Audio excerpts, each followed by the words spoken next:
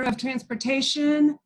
My pronouns are she, her, and I co-chair the Leadership Committee. And I'd like to introduce my other co-chair, Noelle. Hi, good morning, everyone. My name is Noelle Mickelberry. I'm Metro Safe Routes to School Program Coordinator in the Portland Metro region. I use she, her pronouns, and I'm really happy to see you all this morning. Great. So I just want to let everybody know that we are recording this meeting. We will send out an email later with this recording and some documents that we're going to refer to, and then a link to the Google Sheets that we'll be using for small groups. I also want to introduce Kirsty Marianne from Commute Options, and she will be monitoring the chat. So if you have questions or comments, please share them in the chat and she will catch us up on those. We ask that you hold questions and comments until the third speaker after Whitney. And as I'm sure you all know, please mute yourself unless you're asking a question or making a comment. And then just because I know sometimes internet can be a little difficult, we ask that you keep yourselves without video unless you are asking a question or making a comment or presenting. Okay, next slide, please. So today, our agenda is we're going to do a quick overview of the governor's recommendations. And then we're gonna hear from 3 members of our Oregon Safe Routes Network. We have Leah Beato Lewis talking to us about the National Back to School Work Group. We have Noelle Mickelberry for the Metro Back to School Toolkit. And we have Whitney Bennett from Commute Options to talk about the local tools that they have started to develop. And then we'll have small breakout groups, come back for questions, and then have next steps. Please. So I'm not going to go over this entire slide. Like I said, we'll include a link to the guidelines, but I do want to point out that they are metrics for returning to in-person instruction, and then metrics for having to return back to comprehensive distance learning. The main information that I wanted to point out is that until our statewide numbers go down to under 5 and under in the preceding days, highlighted in red, we will continue to do the comprehensive distance learning. Right now we are at 6.1% statewide. In the report, I want to point out that the governor did cite a Washington survey or study that found that unless community members help decrease the spreading of COVID, that schools will not be able to reopen in person. And so that's something that I think we could think about in our programming, like how can we get that word out to our communities at large that they are responsible for helping us get our kids back into school.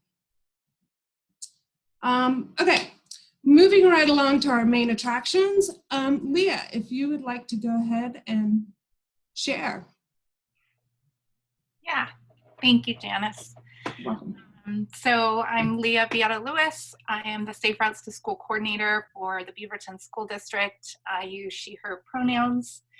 And I was invited today to just share with you the newly released Back to School 2020 document created by the National Partnership. And it was just released this last week. And in June, I applied for and was selected to participate in the Back to School 2020 working group. So we assisted the National Partnership with the information contained in this report. And so I'm going to share a little bit about my experience and then a little overview of the resource itself. Next slide. So the working group was led by Corey Johnson and Becky Gilliam from the National Partnership. And the group was comprised of 18 Safe Routes to School community leaders from across the country. Some of the participants were local coordinators like myself. Additionally, we had a parent volunteer, a PE teacher, some members that were from much larger entities, such as the Safe Routes to School program director for the whole state of Massachusetts. So with a variety of programs, agencies involved, and the diversity of locales, it made for rich but very complex discussions. Truly, it was eye-opening to see that no one-size-fits-all solution is available to the different challenges we're facing as we transition into this new way of approaching Safe Routes to School programming. We met for 4 virtual meetings, and we focused our time discussing 3 models for school reopening. And you'll see that in the tool itself. So we talked about what would a fully remote programming look like, a hybrid and fully in-person model.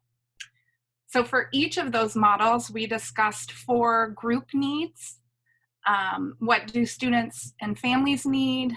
What do Safe Routes to School coordinators and practitioners need? And what do community partners need?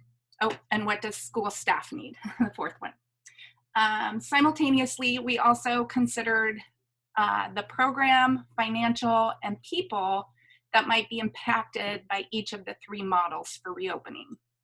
So for example, how might Safe Routes to School programs be impacted by a hybrid model? So how might finances or funding be impacted by the 3 models? And then of course, how will those 3 models impact the staff, students, volunteers, families, etc. Finally, we spent our last meeting really focused on short-term actionable recommendations, which I think makes up the bulk of the final product. And we talked about those actionable recommendations in each of the 6 E's. Next slide.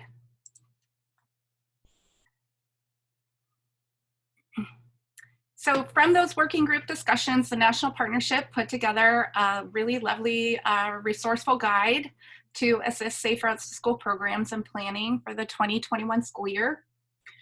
The guide is separated into the 3 different scenarios for school reopening. They did talk about how there's a lot of overlap in those recommendations and strategies, and they noted in the overview that this was intentional in order to emphasize priority guidance on important strategies that won't change for us no matter what going back to school looks like. Next slide. So finally, each of those 3 back to school scenarios has those specific actionable ideas for each E. So included under each E are the following: the guiding recommendation for that E, the strategies, considerations, tools, and planning for the long term. So the tools section I find particularly helpful as it provides a lot of links and resources that can be utilized or modified by our different programs. Next slide. Finally, each of the 3 scenarios also includes a messaging toolkit, and they have sample messages that you can use for all of the listed platforms on the slide, so Twitter, Facebook, Instagram, newsletter, or text messaging. And next slide. So finally, the full toolkit is available online. So the link is there on the slide. And I hope that everyone is able to take some time to check it out. Thank you. I'm going to hand it over to Noelle.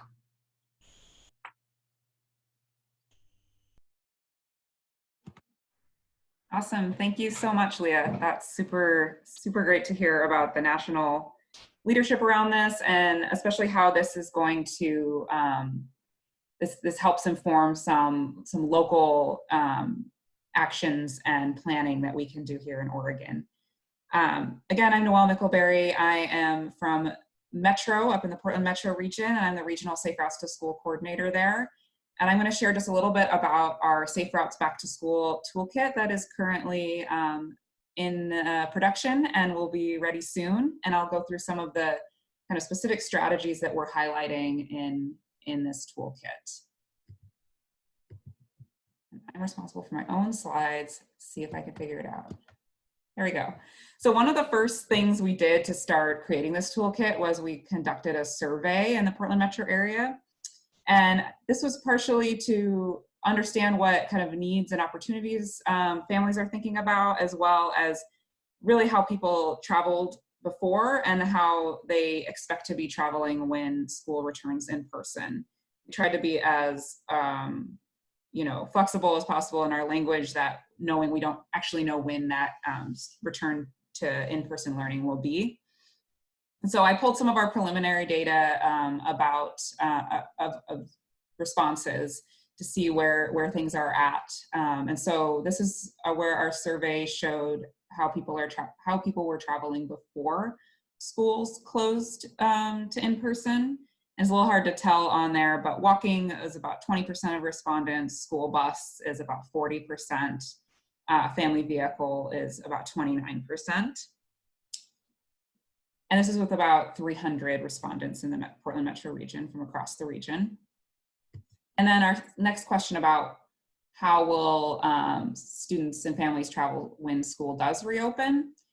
You can see that it changed slightly, and I think in a way that we anticipated, which is that the school bus ridership went down slightly while family vehicle ridership went up. There was also the option of that this is not applicable because my children will be remote learning for the foreseeable future. And I think, we actually wrote this survey before the governor announced that change.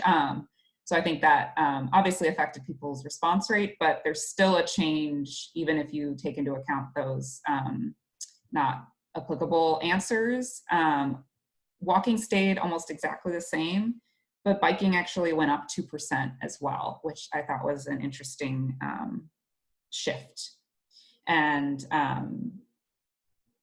yeah, that's all I'm going to say about that. And then the next question was about what challenges and concerns families have about getting to and from school. Not surprising, the potential exposure to COVID-19 is the highest concern. Next up is actually social distancing may be difficult at bus stops.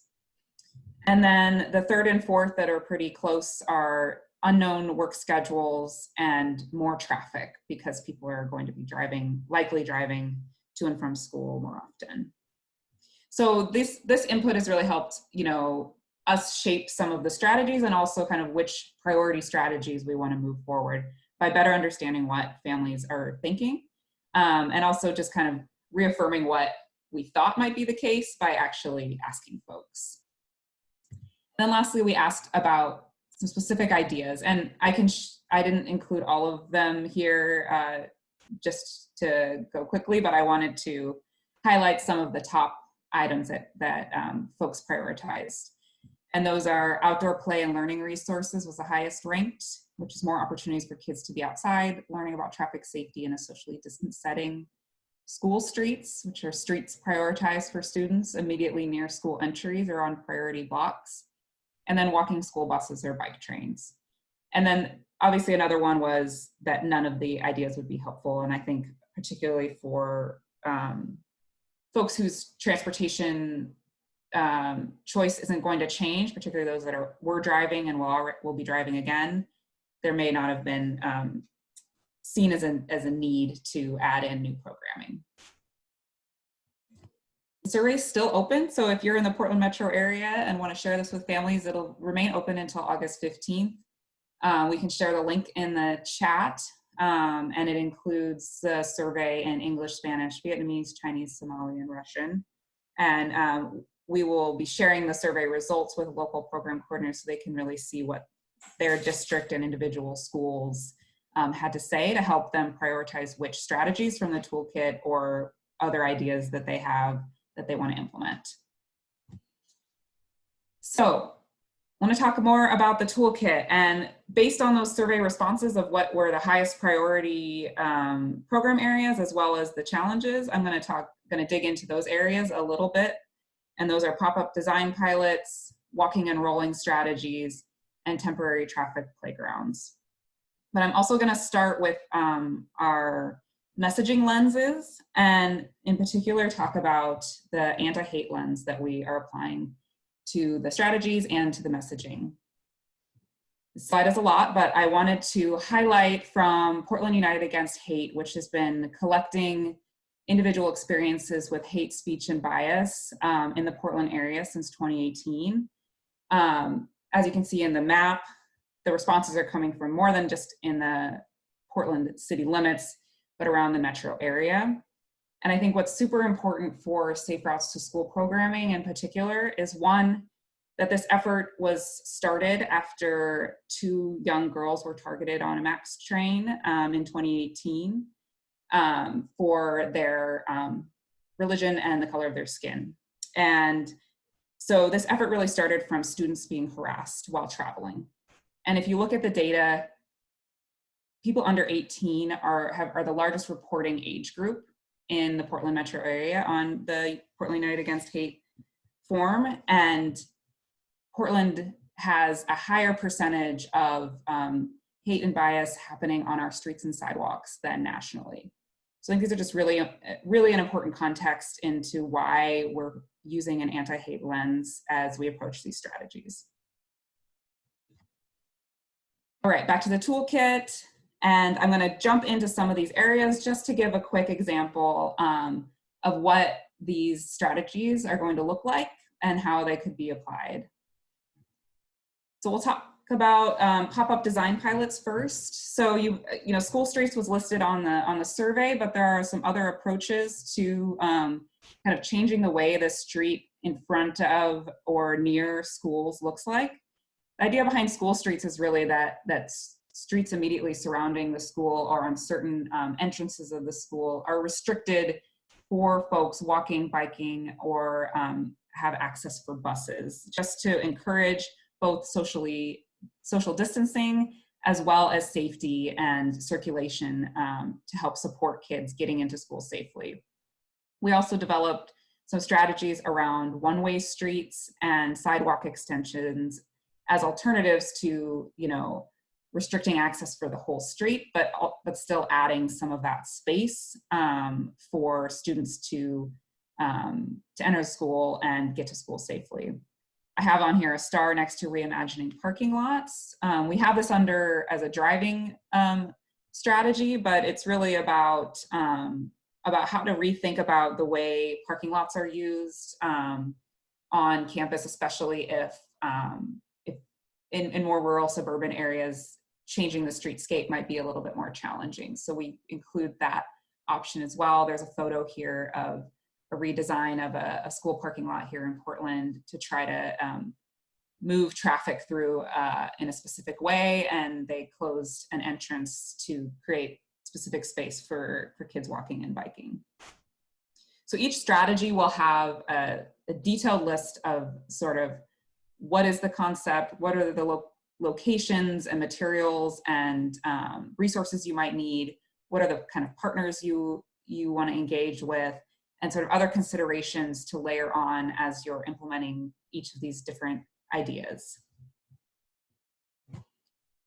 For walking and rolling strategies, we are including walking school buses and bike trains, and the strategy really focuses on, I mean, this is a concept most Safe Routes programs know pretty well, but really trying to integrate some ways of approaching it to address both COVID-19 public health recommendations and the specific guidance that that schools are going to be required to do, such as, you know, temperature checks and or forms from families about health in the family and providing PPE, all of those kinds of considerations that make this program a little bit different as we go into returning to school, whenever that may be.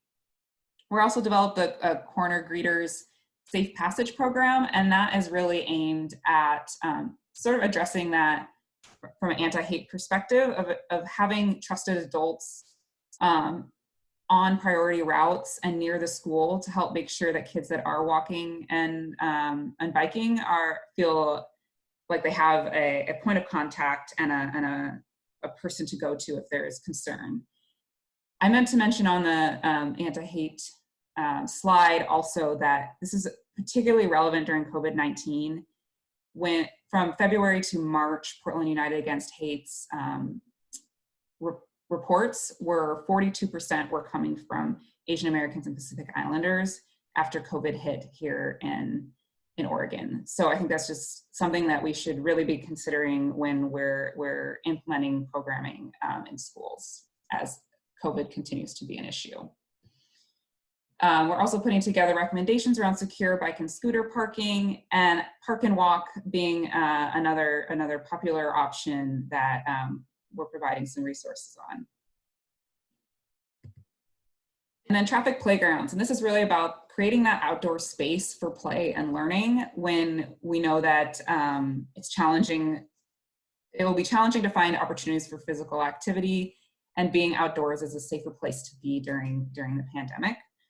Metro has been working on a regional traffic playground toolkit that we've been working on since before this all hit, and temporary traffic playgrounds have already started popping up in the Portland metro region as a way to reconfigure spaces to create opportunities for kids to practice walking and biking in an off-road environment away from cars. And so we're developing, as part of the toolkit, more of that temporary guidance of how to install these in a short-term basis where the playground might not last more than 3 to 6 months, but it can provide that sort of space in the interim while PE programs, after school programs, or other programs are trying to find ways to get kids moving and outside. Just have this quick example from the Portland area at Harrison Park, where the Portland Bureau of Transportation has been working on installing these traffic playgrounds on school sites throughout the summer. And they just painted this one a few weeks ago. And then in addition to the traffic playgrounds, we're also including these kind of temporary no contact play spaces where, again, kids can be outside, can be active, and can be doing it in a socially distant way, and really using the paint itself to remind folks about the staying 6 feet away, wearing masks, and providing more, of that public health information at the same time.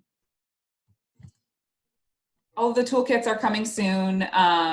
Both the Back to School Safe Routes Toolkit and the Traffic Playground Toolkit will be up on the Metro Safe Routes to School website by August 19th. And we're really excited to have those out in the world and really want to share them as widely as possible. And so I hope they're applicable to folks outside of the Metro region as well, and happy to answer any questions or share information as we continue working on these. And with that, I am going to hand it off to Whitney. Great, thank you, Noelle. I am Whitney Bennett. I'm the Safe Routes to School coordinator in Central Oregon. I work at Commute Options, which is located in Bend. We deal with 4 different school districts, and so for our goal for Back to School 2021 is we wanted to create something that we could bring into these various schools and kind of start to get a feel for what is reasonable for us to produce. That said, in the production of this material, things shifted a lot. So we went into this menu with the idea that we were going to be in the classroom, because one of our more engaged, or one of the schools we work heavily in, school districts, is Bend La Pine School District, and they had been going with an all-in model for majority of the summer. But that quickly changed on July 28th when the governor released the new metric system. And so the material that we have right now is still in a draft form, and just this is kind of an ode to the reality of, or the nature of where we are right now, is just kind of constantly recalibrating and listening to make sure that we go into our schools with that like that kind of clear approach of being able to be considerate to what's going on.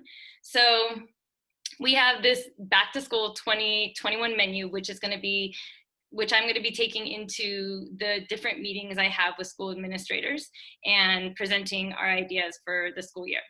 So we can move to the next slide. Perfect. The overall idea with this is to kind of come in with the idea that we are here to help, but the main goals that we want to achieve with this and in general with our Safe Routes to School program is we really want to maintain the relationships existing that we have, and we also want to build any that may have not been as strong. And even as we're running maybe our program at about 20% capacity, if we're not in the schools, at least in the beginning, we still want to keep those relationships strong. So this is a really important document to come in and say, we're still here and we're here to help.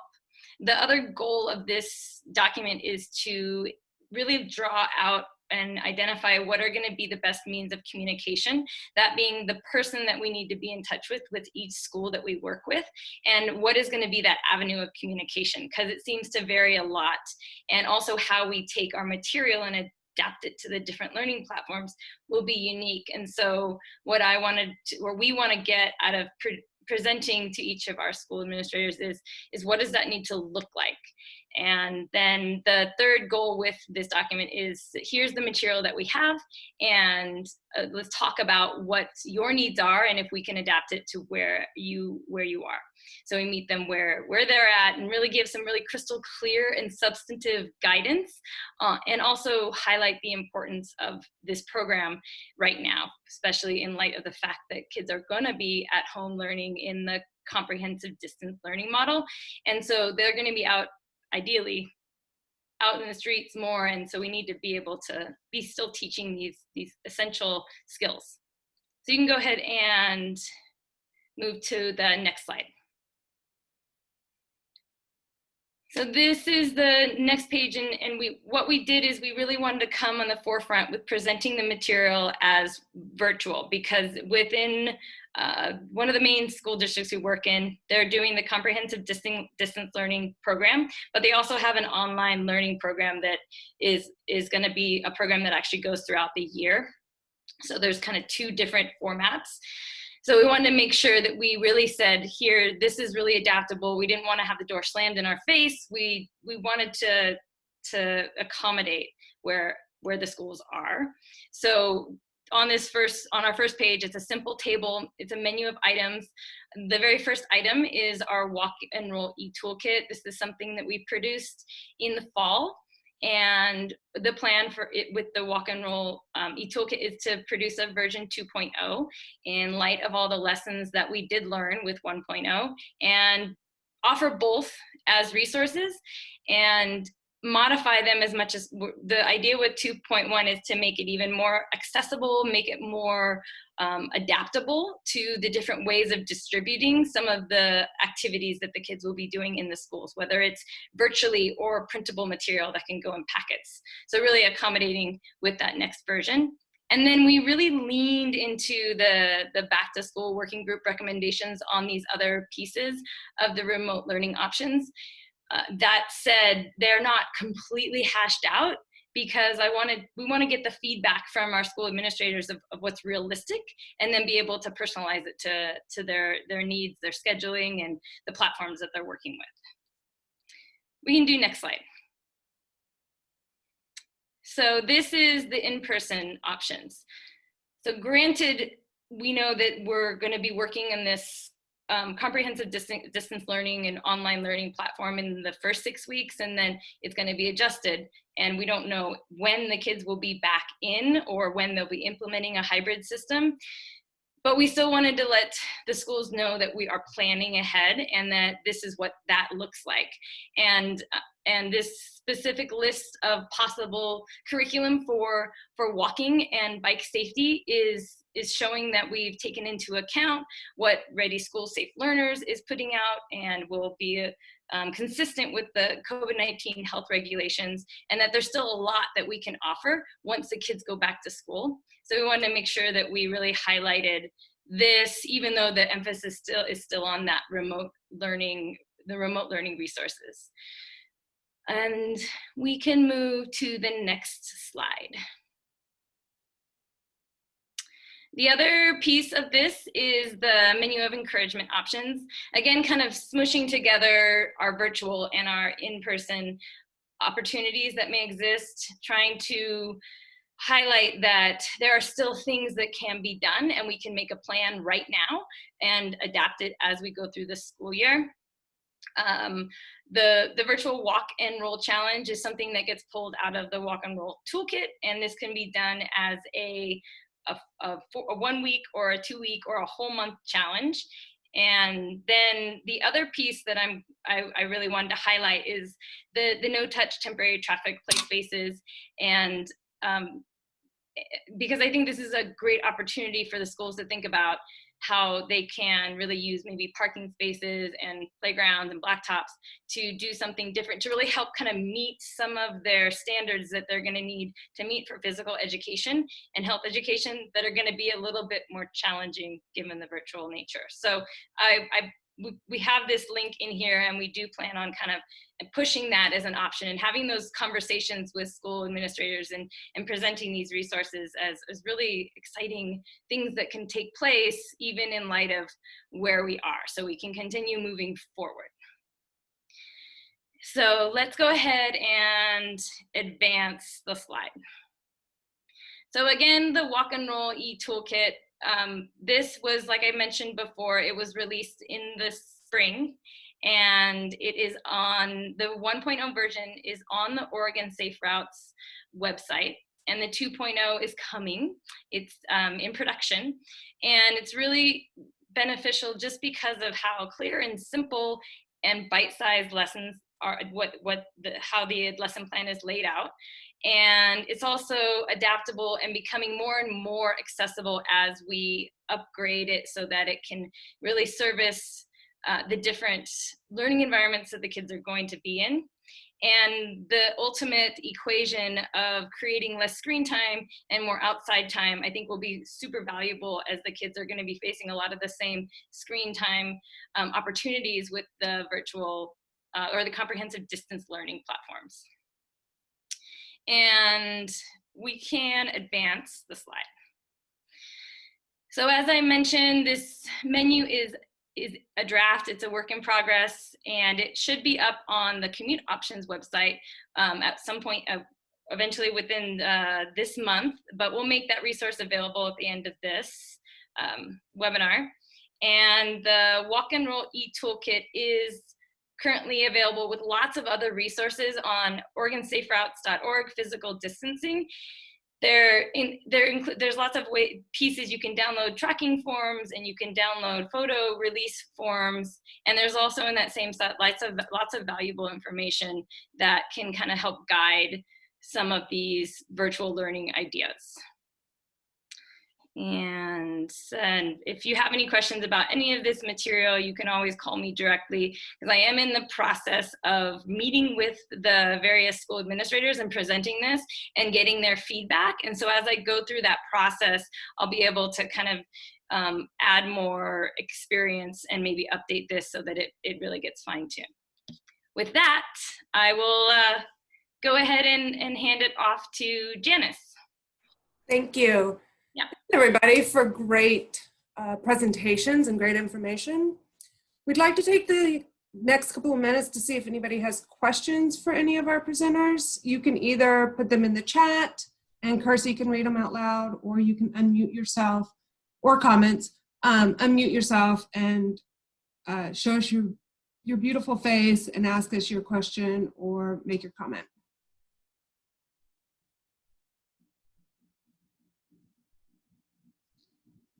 Anyone?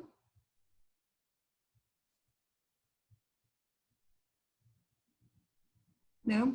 Kersey, can you put... sorry, I was hitting Yes. the button. Go Tyson ahead. Neustadt, 21. I had a question for commute options. Mhm. How do you want how do you want parents using this tool? What resources are you giving them, and how do you hope they utilize them?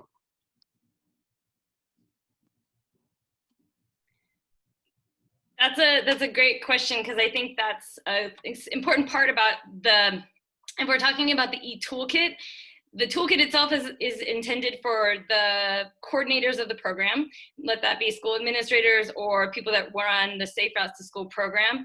And the idea is for them to take it and kind of pull out lessons as they might apply and then give those to the parents. When we turn it into a challenge, what we do is what we've done in the past is we actually take it and we'll run it with separate activities and provide tracking. And we've used social media and the website in the past to run these challenges. So it kind of depends on what piece of the toolkit is being used. And the menu as a whole, what I presented, is actually something that goes to the principals.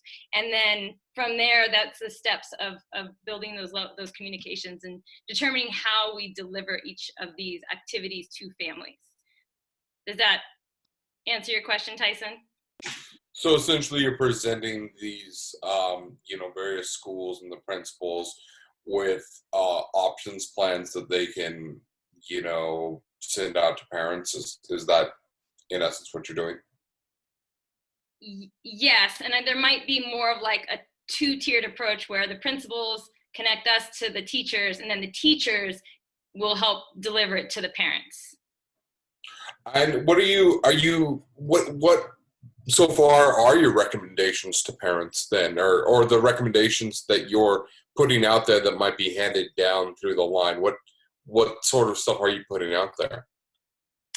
The bulk of the activities are really simple activities that get the kids outside learning skills on how to be safe walkers and how to be safe rollers. So how to cross the street and lessons on getting to know your local neighborhood and things that can make it safer for them to navigate within their own neighborhood and maybe to small essential trips.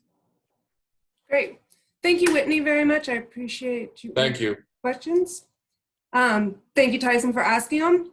So we're going to go ahead and move into small groups. Noelle has divided you up and we will put you into that group.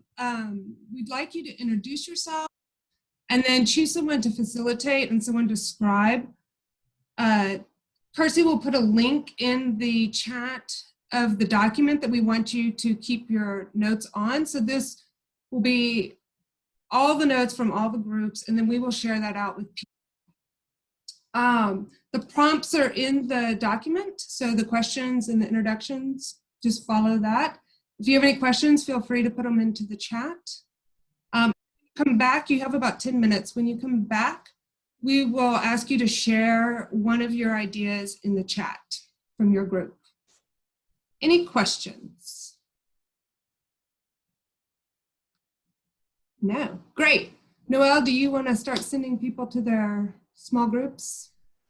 Yes, I will do that. You will get automatically put into a small group of 3 to 4 folks in just a moment. Perfect. Thank you.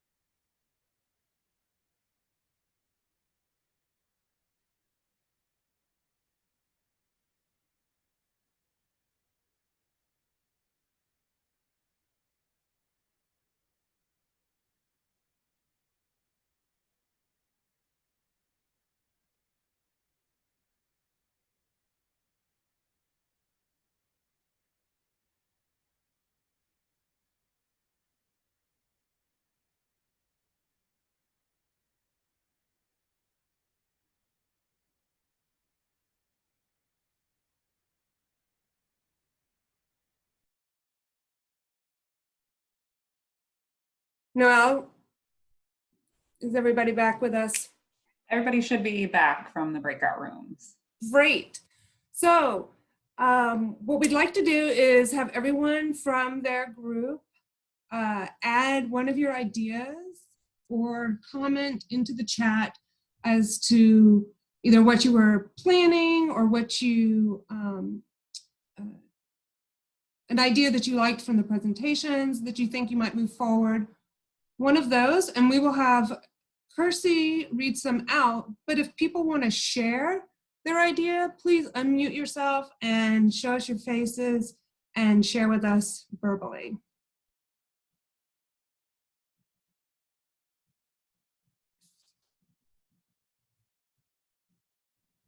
I can share. Please. So I was with Leah and Nicole, and they both expressed how they wanted to put information on the website, and not on the website, but the platforms with students, and they're getting a lot of pushback from the district. And I think that the main reasoning was overloading, like not wanting to overload the students with, and like if it was sold to districts as an extra, then that would mean that it wasn't prioritized, therefore like it wasn't done. So Yeah. they're trying to figure out how to Nicole was moving more in the direction of doing direct programming with some schools and just like community, not necessarily going through the school or districts. And oh my God, Leah, what were you doing? I totally took notes. Leah was thinking about more like staying in that online phase and working with the curriculum writers to get it done. Great. Thank you for sharing. It's a great idea working with a community organization that's already working with the schools. Anyone else?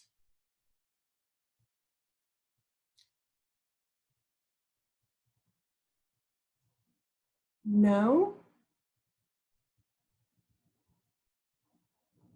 Going once? Well, I'm sure there's a lot of great ideas in the notes. So I will open it back up if anybody has a quick question for one of our presenters. We have about a minute, 2 minutes that they could answer a question.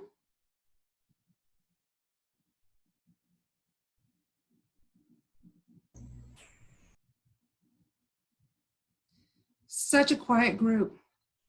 Okay, Noelle, if you want to advance a slide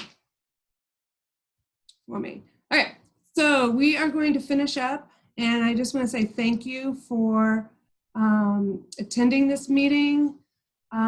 We do want to remind people that we have regional, Safe Routes to School regional groups that are forming. And if you are not in one of those groups, or you don't know if you are, if you want to type in your email address to the, or type in add me to the chat, that would be great. We could connect you with your regional lead. And then our next series, part 3, is going to be having some people from those regional groups come in and kind of present, like Whitney did, present some of their ideas, though the ideas don't have to be fleshed out. But we just want to continue to keep having the conversation around statewide of what Safe Routes to School practitioners are doing during this fall. If you haven't registered for it, please do so. Kersey, could you put the registration into the chat for people? And great. And as I said, thank you so much. We continue to have these conversations and moving through these chaotic, frustrating times.